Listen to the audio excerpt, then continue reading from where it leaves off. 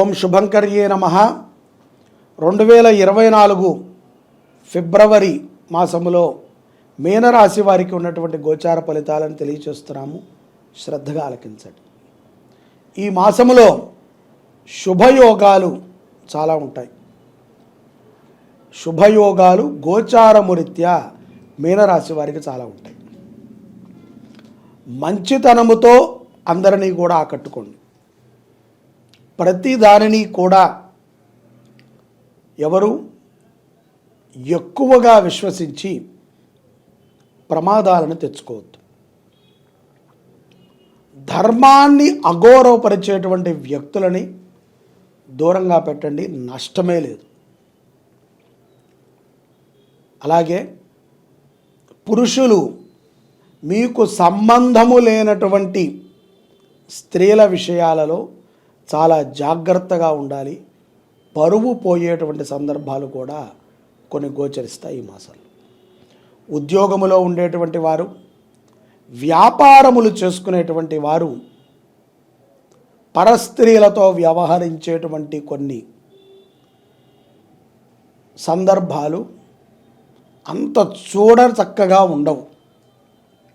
కాబట్టి స్త్రీని గౌరవించటము, మనము గౌరవంగా చూస్తున్నామని మన భార్య తల్లిదండ్రుల ముందు తెలియవచ్చు.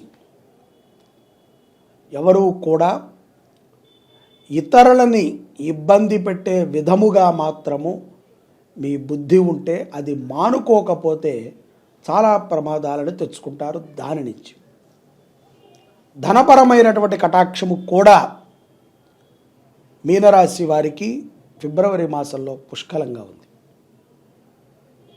ఒత్తిడికి లోనవుతూ ఉంటారు. ఏకాంత సమయాన్ని ఇష్టపడుతూ ఉంటారు. ఒంటరిగా ఉండాలి, ఒంటరిగా తినాలి, ఒంటరిగా వెళ్ళాలి, ఒంటరిగా జీవనం చేయాలి అనటంలో ముందుంటారు. వీటన్నిటికీ ఒక ట్యాగ్ లైన్ తగిలించుకుంటారు మీరు. శని ప్రభావం చేత నేను ఇట్లా ఉన్నాను అని. ప్రతి దానిని శని మీద వేయకండి. ఒక్కసారి శని మీ మీద పడితే అతలాకుతలం అయిపోతారు. గుర్తుపెట్టుకోండి. నీ ప్రవర్తన శైలి ఎలా ఉంటే శని నీకు అలాంటి అనుగ్రహాన్ని ఇస్తాడు. నీ బుద్ధి వంకరది కాబట్టి వంకర లక్షణాలన్నింటినీ మీ దగ్గర తెచ్చిపెడుతున్నాడు. ఇప్పటికైనా సరికాని అవలేం. ఆ లక్షణాలకి, ఆ చెడుకి, ఆ వ్యసనాలకి లోబడిపోయి మనం శనిని అంటున్నాం. గ్రహాలని మనము సింగిల్ వర్డ్తో మాట్లాడుతున్నాం. శని బాలేడండి నాకు. శని నీ మిత్రుడా? శని బాలేడు ఏమిటి? శని దేవత నిన్ను అనుగ్రహించలేదు అని నువ్వెందుకు అనుకుంటున్నావు? అది మూర్ఖత్వం. అలా ఉండద్దు. శని మనకిచ్చేటువంటి ప్రతిదానిని ఆనందముగా మంచిగా మనం దాన్ని మార్చుకొని చేయాలి. చెడు బుద్ధిని ఇచ్చాడు కదా, ఆ చెడు బుద్ధిని నువ్వు చెయ్యకుండా, చెడు పనిని చెయ్యకుండా నువ్వు అక్కడ నుంచి బయటికి రాగలిగితే ఎన్నో వందల లక్షలు మంచి పనులు చేసేటువంటి ధైర్యాన్ని, సంకల్ప సాధనని శనేశ్వరుడు ఇస్తాడు. చెడు పనులు చేశావంటే ఒకదాని మీద ఒకటి చెడు చేసుకుంటూనే వెళ్ళాలి. ఇది స్త్రీ పురుషుల ఇరువురికి కూడా ఆపాదిస్తుంది. కొన్ని సమస్యలు తలెత్తేటువంటి అవకాశాలు శని ప్రభావం చేత ఉన్నాయని మీరు అనుకుంటున్నారు.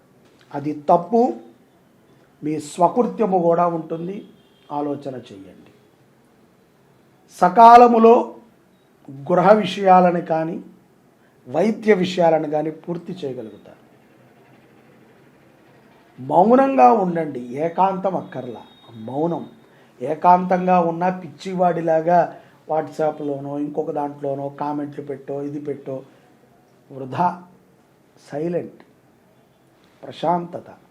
ప్రశాంతతలో శివధ్యానం చేయండి. భగవంతుడికి దగ్గర అవ్వండి. ఏకాంతంగా ఉంటానండి, మందు కొడుతూ కూర్చుంటాను అంటే అది ఏకాంతం ఎందుకైంది? ఏకాంతంగా ఉంటాను, చెడు ఆలోచనలు చేస్తానంటే అది ఏకాంతం ఎందుకైంది? నీవు గృహములోనే ఉంటూ అందరితో ఉంటూ శాంతముగా మారవచ్చు. దైవభక్తి మీదకి మారవచ్చు. ఈ అవకాశం మళ్ళీ మీకు రాదు. మీనరాశి వారికి ఇప్పుడు మీరు ఒక మంచి ఎనర్జీని కూడా సంపాదించుకోవచ్చు. విద్యార్థులు కానీ ఉద్యోగస్తులు కానీ ముఖ్యముగా విదేశాలలో ఉన్నటువంటి వారు కూడా వారికి ఎంత అవకాశం అండి. చాలా చక్కగా ఇక్కడలాగా గోల ఎక్కువ ఉండదు. ఇక్కడ తెల్లారితే మీకు రాత్రి అవుతుంది, అక్కడ రాత్రి అయితే ఇక్కడ తెల్లారుతుంది. ఏముంది, మిమ్మల్ని డిస్టర్బ్ చేయరు, మీరు కెలుక్కుని మరీ డిస్టర్బ్ చేయించుకుంటున్నారు. శాంతంగా ఉండండి, భగవంతుడి మీద ధ్యాస పెట్టండి, ప్రతి కార్యాన్ని మీరు విజయం సాధిస్తారు. అమావాస్య తరువాత ఈ నెల ద్వితీయార్థములో చాకచక్యముగా వ్యవహరించినట్లయితే ప్రతి పనిని కూడా ఇట్టే పూర్తి చేస్తారు. చాకచక్యముతో ఉండండి. ఆరోగ్య విషయంలో జాగ్రత్త అవసరం. దేనిలో కూడా అశ్రద్ధ పనికి రాదు. కోపాన్ని తగ్గించుకోండి.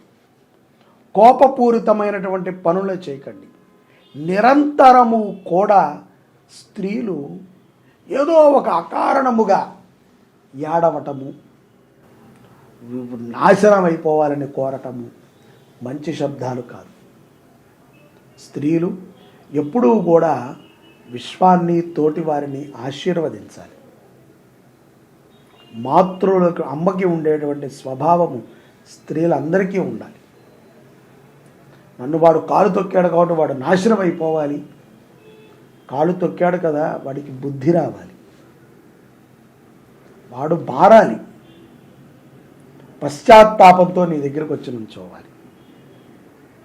అది విజయం. వాడు నాశనం అయిపోతే మన విజయం ఏముంది? వాడు ఎంత పెద్దవాడైనా నేను తప్పు చేశానండి అని మోకాల మీద కూర్చుంటే ఆ తృప్తి ముందు వాడు నాశనం అయిపోతే మీకు దొరకదు. కాబట్టి దైవ బలాన్ని పొందగలగడానికి మరొక అవకాశం ఇది. ద్వితీయార్థం అమావాస్య తరువాత చాలా విజయాలను పొందుతారు. చూసుకోండి, ఫిబ్రవరి మాసం. మోటివేట్ అవ్వండి. ధర్మం పట్ల పట్టుతో ఉండండి. ఇది అన్ని మతాల వారిలో కూడా ఉంటుంది. ఈ మతం కంటే ఆ మతం గొప్పది, ఆ మతం కంటే ఈ మతం గొప్పది. ఈ మతాలన్నిటికీ కూడా ఒకటే మతం, మానవత్వం. మానవత్వంతో ఉండండి. రాగద్వేషాలను పెంచుకోవద్దు. చీటికి మాటికి కోపాన్ని పెంచుకుంటూ ప్రతిదీ మన వల్ల ఏదైనా విజయం సాధిస్తే నా కష్టం అండి, నేను కష్టపడి చదివి కష్టపడి నేను ఏంటి, నువ్వు కష్టపడింది దైవానుగ్రహం ఉంది కాబట్టి నువ్వు సంపాదించగలిగావు. ఆ మాట ఎవరు అనరు. నా నా నా దుఃఖం వచ్చిందనుకోండి, ఎన్నో చేశా, దేవుడు నాకేం చేశాడు.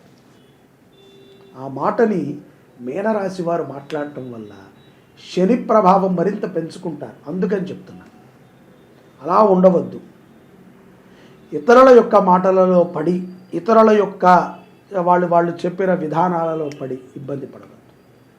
మీకు తృప్తిగా ఉండటానికి, సంతృప్తిగా మీ మనసు ఉండటానికి కుదిరితే శనికి జపం చేయటం, లేకపోతే శని భగవంతుడి పేరుతో అన్నదానము చేయటం, గోవులకి దానా సమర్పణ అంతే.